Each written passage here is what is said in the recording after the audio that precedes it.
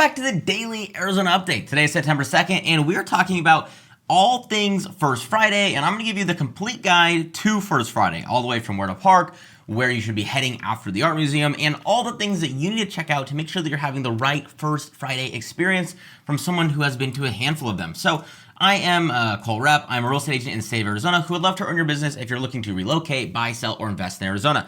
Today, we're going to be discussing First Friday.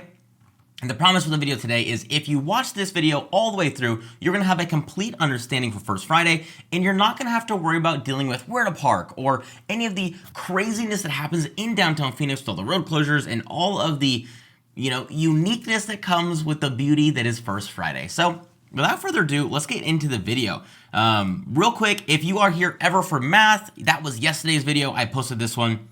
It's on my YouTube channel, and it talks about mortgage rates. We went over a whole lot of Instagram speculation, the Fed, the rates, what it looks like buying versus renting, actual sources of currency, and how that looks like over the days with inflation and canceled listings in Arizona. So a whole lot of data. That was yesterday's video. If you're interested in that, today is going to be all things First Friday. So let's get into it. First Friday, the biggest attraction with First Friday is going to be the Phoenix Art Museum. So typically, the tickets are around, I want to say $30 a person, but every time it is the first Friday of a new month, the art museum will allow you to go during after hours for free, completely free.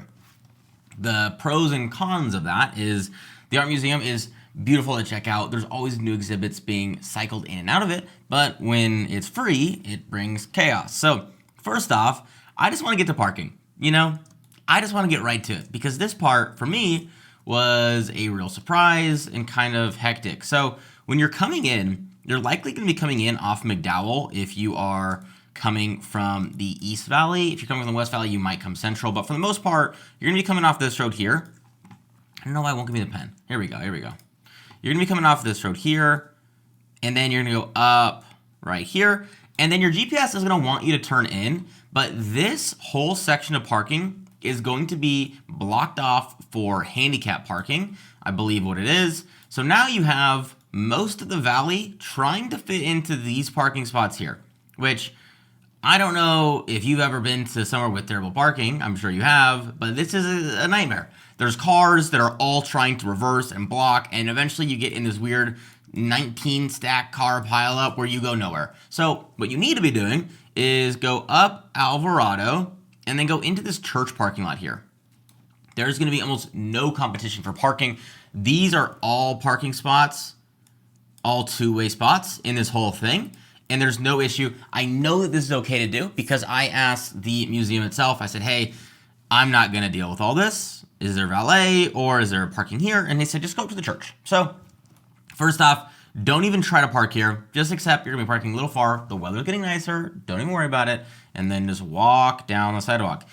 There technically is a route where you can walk through here, but this is an alley in downtown Phoenix where sometimes there are homeless people. So just take that into consideration, whether that's something that you want to go through or not. But nor here nor there. This is the beautiful Phoenix Art Museum. All this compound here. Once you're inside, you're going to walk around the butterfly exhibit, which is this wall here. There's going to be a gift shop, which the Phoenix Art Museum gift shop, which, by the way, I spelt that terribly. Who cares?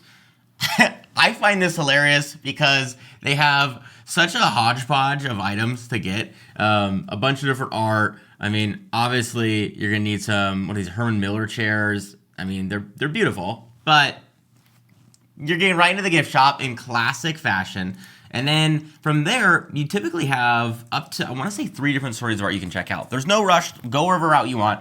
I can't coach you through what to see and what not to see. The only thing that I would say to check out is this is a fan favorite of this room with all the lights. These are all mirrors, and you enter this super dark and honestly kind of hot, sweaty dark room. But all these lights bouncing off the mirrors is super cool. This photo doesn't necessarily do it justice because it looks so much brighter in here. What you're gonna wanna do is when you are entering the art museum, you're gonna essentially have 2 different routes. One where you can go left or you can go right.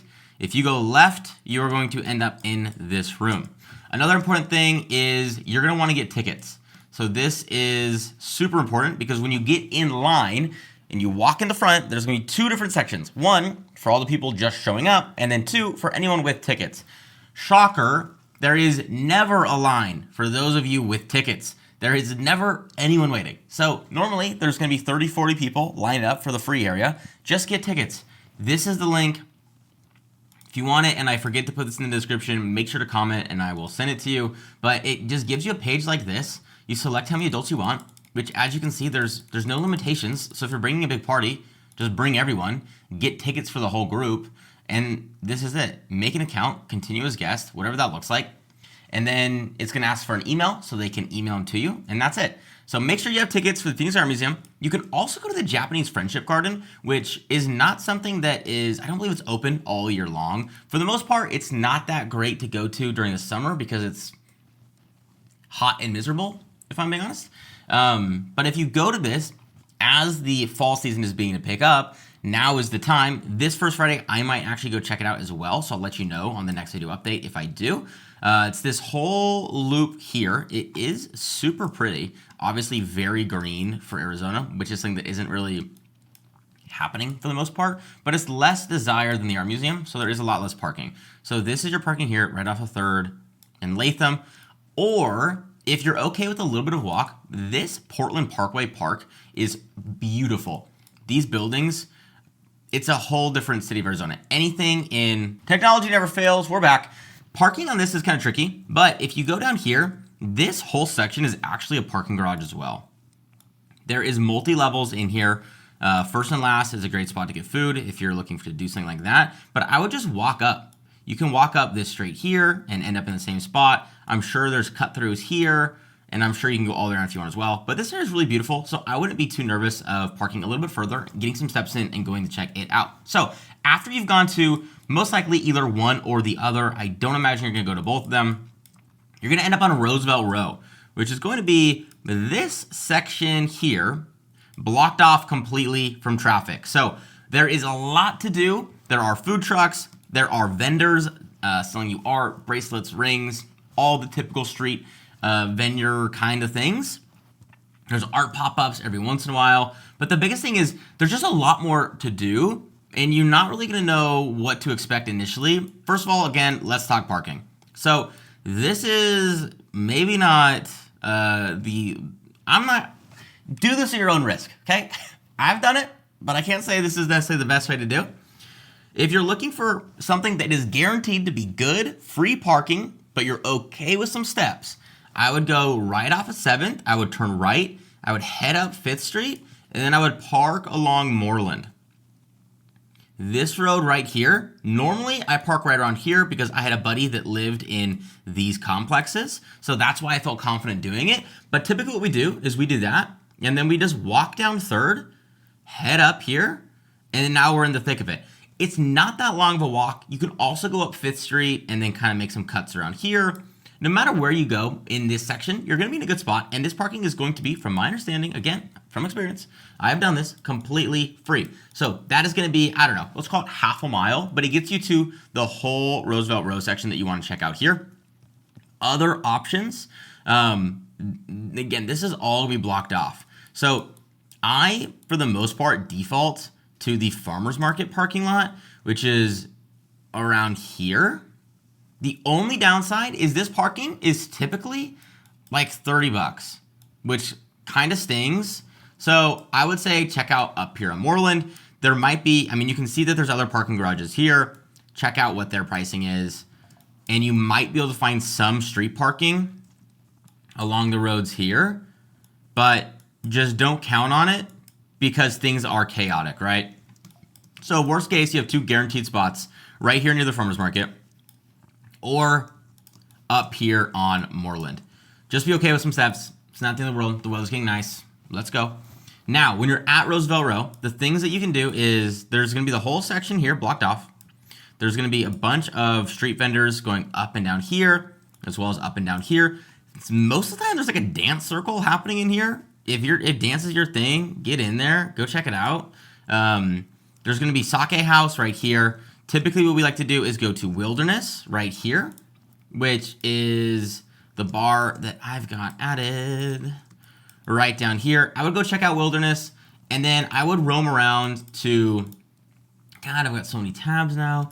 I would go check out Palma, Ghost Donkey. There's going to be Champagne Lanes, Sazerac, Lucky's. I did a full video on Roosevelt Row bars. If you're interested in, you can find that on my channel or comment down below and I will send it to you. For the most part, I would check out one of these and then I would go either one of two routes. I would end at a different bar. So I would go, if you're on a date or it's just you and the wife, the girlfriend, whatever that looks like, I would go to one of these two bars. So this is Little...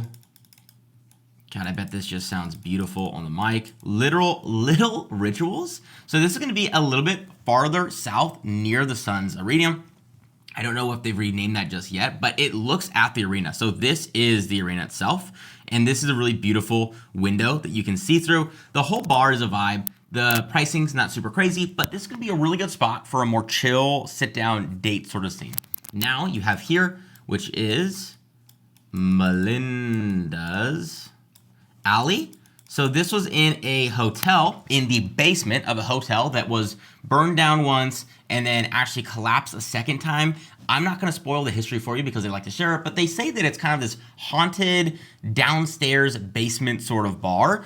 It is outside in an alley with this red light. It signifies where to go, and then you head down these stairs here. You end up in this just freaking awesome looking, this is really what it looks like here. This photo perfectly encapsulates it. This red light, dark room. They have a rotating weekly drink menu, so you never really know what you're gonna get into. The couches from an OCD level and a bit of a germaphobe. Creeps me out to sit on them, but it's great. And then if you're in a group setting, I would go to Cornish Pasty right here, which is going to be not too far away from Roosevelt Row. It's actually gonna be across the alley as well from Melinda, so pretty close by. But this place, God, does Google and photos not do it any justice at all? I mean, these are the world's worst photos of any bar I have ever seen in my life. Cornish, if you are the media team, please God, get better images online. I mean, what am I looking at here? This bar though is a vibe. There's pool tables upstairs and downstairs. There's a lot of group seating. If you're in a group, especially as the weather gets nicer, this is a really cool spot to check out. So this is, you know, essentially your guide to Roosevelt Row First Friday. I would start at either the Art Museum or Japanese Garden. Then I would go to Roosevelt Row and check out the main bars. I have a full video on that on my channel. Then if you're in a date, I would go to Little Rituals or Melinda's Alley. And then if you're in a group, I would end at Cornish Pasty. So this is the guide. If you have any questions or any thoughts in the video, this new format that I'm working with, let me know. And again, if you're looking to buy or sell a home in Arizona, I would love to help you out. My email's in the comment below. Let's go. See you tomorrow. Peace, y'all.